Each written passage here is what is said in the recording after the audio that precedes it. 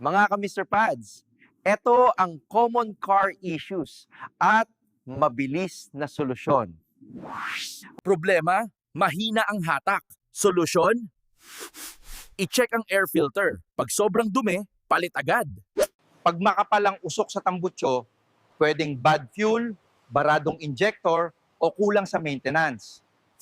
Solusyon, clean injector, palit engine oil kung needed, at gumamit ng quality fuel at palit fuel filter.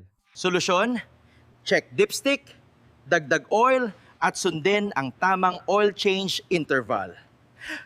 Kung maingay ang makina, baka low oil level o lumana ang langis at need na mag-engine oil para bumalik at maayos ang andar at smooth.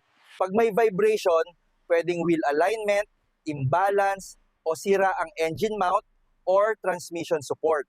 Ako si Mr. Pads Mechanic. Tandaan, iwas aberya basta alaga sa maintenance.